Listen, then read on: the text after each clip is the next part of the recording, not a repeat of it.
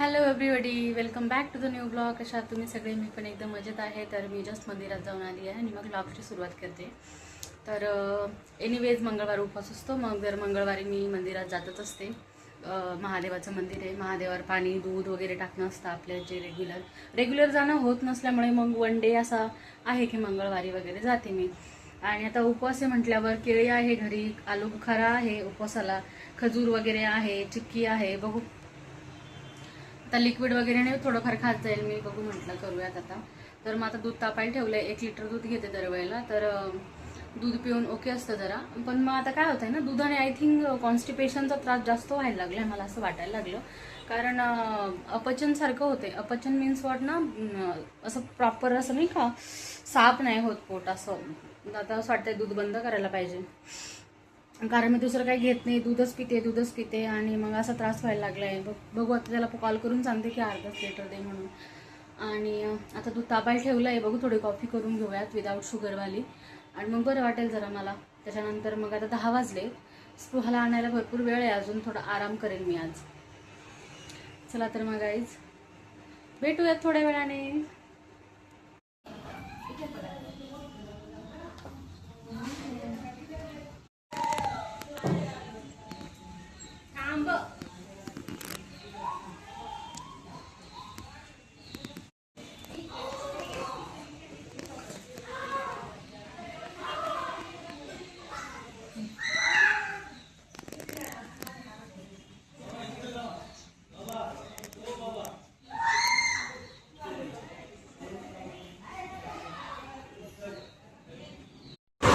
हे एव्हरीवन, तर बघा तुम्ही, खिचडी खाते मी. आणि दुपारी काही शूट नाही करता आलं, मला बरं वाटत नाही, जरा तब्येत खराब आहे माझी. आणि हे बघा, आज ना खिचडी दुपारी केली होती आणि मी तीच खिचडी खाते, आणि स्पृहा पण तीच खिचडी खाते. कारण ती दुपारी स्पृहा जेवली नाही आणि मला पण काही गेली नाही ती जास्त, कारण मला बरं वाटत नव्हतं. हे एव्हरीवन, तर खरं सांगायचं तर म्हणजे मला खरंच बरं वाटत नाही आहे. खूप डेंजर आजारी पडली मी. दवाखान्यात जाऊन आली मी, पण सॉरी, इमर्जन्सी असा फ्लू टाईप झाला आहे मला. वातावरण चेंज झालं का मला लगेच आजारी पडते मी. आणि आज दवाखान्यात जाऊन आली, पण मग बरं वाटत नव्हतं. दुपारी पण एवढंच काही खास जेवली नाही, कारण की बरं वाटत नव्हतं. मग दुपारी खिचडीच बनवली होती, कारण की ताकद नव्हती अजिबात माझ्यामध्ये काही बनवायची. तर खिचडी बनवली, त्यात स्पृहाने खिचडी खाल्ली नाही. मला खिचडीच नाही खायची. खूप त्रास दिला तिने आज मला, कारण जेवलीच नाही. मला बर्गरच ऑर्डर करून दे, मग तिला बर्गर ऑर्डर करून दिला होता. मग तिने तो बर्गर खाल्ला, आणि ना बर्गर खाल्ल्यानंतरच मग ती राहिली. तिने खिचडी थोडीसुद्धा तोंड लावला नाही. आणि मला बरं नसल्यामुळे मला एवढं जेवण गेलं नाही सकाळी, तर मग खूप खिचडी उरली होती. तर मग म्हटलं आता काय करायचं, मग वाया तर नाही जाऊ शकत, आपण जाऊ देऊ शकत, कारण एवढं अन्न कसं फेकायचं. आणि मी अशीच करते, तुम्हाला माहिती आहे, उरलं कमी खाते मी, अशी फेकत नाही. उलट स्वयंपाक कमी करते मग, कारण ते उरलेलं संपलं पाहिजे म्हणून. तर मी आता खिचडीच खाते. तिला पण खिचडी दिली, आता खाते खिचडी, पण तेव्हा खाल्ली नाही. तर आता आम्ही जेवण करतोय. आणि हे बघा, खूप साऱ्या गोळ्या आहे ज्या मला आज घ्यायच्या आहे. खोकल्याचं औषध वगैरे, म्हणजे खूप जेवणाआधीच्या गोळ्या घेतल्या गेल्या माझ्या, आणि तरी 5-6 गोळ्या आहे ज्या जेवणानंतर मला घ्यायच्या. इतकं बरं वाटत नाही. त्यात सर्दी खोकला आता आहे, आणि त्यात माझं हे बघा तोंड इतकं डेंजर आलं आहे की मला ना व्यवस्थित जेवणही करता येत नाही, इतका त्रास होतोय ना. तर डॉक्टरांनी मग मला सर्दी प्लस जेवण या गोष्टी, सर्दी प्लस तोंड आलं ना त्याच्यासाठी गोळ्या दिल्या आहे. तर बघू आता किती कवर होतं काही नाही. आणि त्यात ना मला B12 कमी झाला आहे बॉडीमध्ये. खूप साऱ्या गोष्टी अशा दिसते, एखाद्याची तब्येत दिसते खूप, पण मी ना माझ्या तब्येतीमध्ये खूप सारे प्रॉब्लेम सिव्हिअर, म्हणजे 2-4 वर्षापासून मी माझी बॉडी ना माझी साथ नाही देते. म्हणजे मला खूप त्रास होतोय. मला जसं पाहिजे तसं नाही होते माझ्यासोबत. माझी बॉडी मला साथ नाही देत अजिबात. काही गोष्टींना सपोर्टच होत नाही माझ्याकडनं. म्हणजे किती गोळ्या खा, किती प्रयत्न करा, मी खूप प्रयत्न करते, बट माझं वेट गेन कंटिन्युअसली चालू आहे. वेट कमीच होत नाही आहे. त्यात मी जेवणही कमी होतं आहे माझं, खूप गोड खाणंही नाही, तरी पण माझं वेट गेन आहे ना कंटिन्यू चालू आहे. त्यात मी थायरॉईडच्या टेस्ट वगैरे केल्या, आणि आता टेस्टनंतर पण आहे ना मला थायरॉईडच्या 4 वेळेस टेस्ट केल्या, 4ही वेळेस निगेटिव्ह आल्या आहेत. स्टील असं नाही की खूप ऑइली वगैरे खाते. मी ऑफिसमध्ये पण होती ना जेव्हा, तेव्हा पण माझी अशी बॉडी अचानक स्टक होऊन जायची. म्हणजे अशी खाली वाकली ना तर मला वरती होता नव्हतं येत, इतकं डेंजर पोटामध्ये असं डायरेक्ट बॉडी स्टक होऊन जायची की मला हालचाल नाही करता यायची, एवढा त्रास व्हायचा मला. आणि कदाचित मी ना स्वतःकडे त्या पिरियडमध्ये जेव्हा माझ्या 20s होती ना, तेव्हा मी स्वतःकडे लक्ष नाही दिलं आणि त्याच्यामुळे झालं असं की त्याचा मला आता त्रास होतोय खूप. म्हणजे मी नाही का सगळं सोडून ना खूप अशी कामाला लागलेली होती. मी माझं जॉब खूप असं सिरियसली करायची. त्यात डिलिव्हरीनंतर मी स्वतःकडे लक्ष नाही दिलं. माझ्या बॉडीमध्ये काही कमतरता होत्या ज्याच्याकडे मी लक्ष नाही दिलं. काम काम काम, पहाटे 4ला उठून सगळं आवरून आणि मी ड्युटीला जायची. घरी आल्यानंतर घरी बी यायचे मला संध्याकाळी 6-1 वाजता वाजायचे. 12-13 तासाची ड्युटी होऊन जायची माझी. आणि स्वतःकडे लक्ष द्यायला वेळाने आली का घरच्यांसाठी स्वयंपाक बनवा, काही प्रोटीनवालं, ते बी विकेंड्सला वगैरे खाणं, इतर वेळेस आपलं नॉर्मल भाजी पोळी वगैरे. तर कसं राहतं ना, आपण दिलं पाहिजे. आता खरं सांगायचं तर मी आता 30 क्रॉस झाली आता. म्हणजे आता माझा बड्डे झाला तर तो 30वा बड्डे होता माझा. 30 पूर्ण झालं आहे माझं. आता मी 31 रनिंग आहे. आणि मला असं वाटतं की म्हातारपण लवकर गाठायला सुरुवात केली मी, असं वाटतं मला.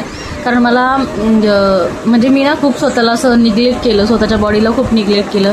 मला सायन्स भेटत होते की तू लक्ष दे लक्ष दे लक्ष दे, पण मी ना माझ्या कामाकडेच होती. मला पैसा त्या टायमिंगला गरज पण होती त्या गोष्टीची. पुढे यायचं होतं आपल्याला पटकन, आपल्याला त्या सिच्युएशनमधून बाहेर निघायचं होतं काही गोष्टींमधून. आणि जाऊ त्या आपल्या प्रत्येकाच्या याच्या गोष्टी झाल्या त्या. मला त्यावेळेस मला असं म्हणजे नाही का खूप टशन होता जॉबचा. मी खूप कामं केले, खूप जास्तही केलं. असं नाही की मी 5-6 वर्ष खूप चांगलं काम केलं, डेडिकेशनने काम केलं.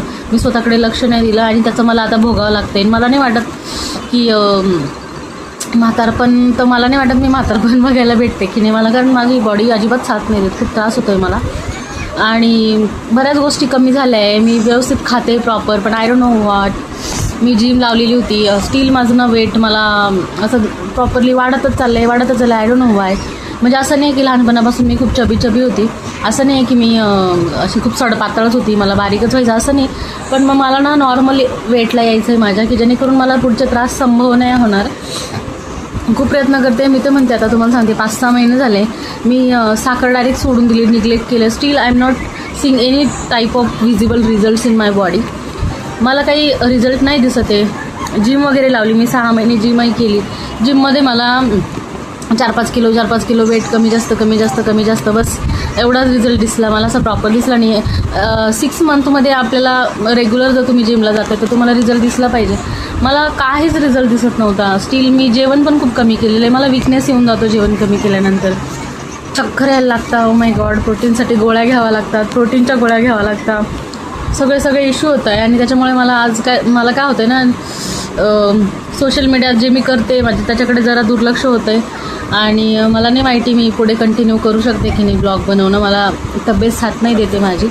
बघू, मला कंटिन्यू करता आला तर करेल, नाही तर बघू. आता तसं पण मी काय अर्निंग करते असं काही नाही. माझा एक छंद म्हणून, बिकॉज मी घरी आहे आणि मला काहीतरी माझी जी जर्नी मला ती रेकॉर्ड करायची होती. मी काय करते काय नाही, मी कसं माझं जीवन आहे ते मला रेकॉर्ड करायचं, जेणेकरून मी पुढे जाऊन बघू शकते की मी कशी जगत होती माझी लाईफ. तो एक मेन पर्पज आहे माझा की मी यूट्यूब स्टार्ट केलं आहे. इंस्टाग्रामवर रील बनवणं हे माझं छंद आहे. मला खूप आवडतं असं लिप सिंक करून आणि असं छान व्हिडिओ बनवणं, रील बनवणं. आणि कोणी बघू ना बघू, मी तर 50-60 वेळा बघते माझ्या रील्स. माझा छंद आहे. आणि त्याच्यातून जर मला इन्कम स्टार्ट झालं, जसं मी आता जॉब सोडला आहे, चांगलीच गोष्ट आहे इन्कम स्टार्ट झालं तर. पण माझा छंद आहे तो एक, मला खूप आवडतं. आणि ते ह्या पर्पजसाठी तर अजिबातच काही गोष्टी स्टार्ट नाही केलेल्या. माझा असतं ना आपलं डेली रुटीन, कोणी असतं, कोणी डायरी लिहितं, कोणी काय करतं. तर मला असं रेकॉर्ड करायचं होतं. बरेच लोक करतात, त्याच्यामुळेच ब्लॉग बनवतात बरेच लोक, की त्यांना त्यांची लाईफ प्रत्येक दिवसाचं असं रेकॉर्ड करून ठेवायचं असं, की ते कसे जगले, काय झालं काय नाही वगैरे. तोच एक पर्पज होता. त्यात मला माझ्या मुलीला लहान नसून मोठं होताना पण बघायचं होतं, ती तेव्हा कशी दिसायची, आता कशी दिसते वगैरे. बघते मला आता 2 वर्ष होतील ऑलमोस्ट जे मी व्हिडिओ वगैरे बनवते. बट त्याच्यासाठी आपण स्वतः पण व्यवस्थित पाहिजे नाही का. बघू, मला जर बरं वाटलं तर करेल, नाही तर मी लवकरच बाय पण करू शकते यूट्यूबला. एनिवेज गाईज, पण तुम्ही मला खूप सपोर्ट करताय, माझे व्हिडिओज बघताय. जर तुम्ही नवीन असाल तर सबस्क्राईब करा पक्का. मला बरं वाटलं तर मी नक्की ब्लॉग स्टार्ट करेन. आणि एनिवेज तसा आजचा ब्लॉग मी एंड नव्हता केलेला. आय एम सो सॉरी की मी तुम्हाला एवढं सारं डिस्कस केलं. तुम्हाला जर बोर झालं असेल तर आय एम रिअली सॉरी, कारण माझी सिच्युएशन मला एक्सप्लेन करायची होती. एनिवेज तर आता मी ब्लॉगचा एंड करत आहे. चला तर मग गाईज नंतर पुन्हा भेटू एका नव्या कोऱ्या ब्लॉगमध्ये. Till then take care, bye. स्पृहाच्या पप्पांचा कॉल आला आहे.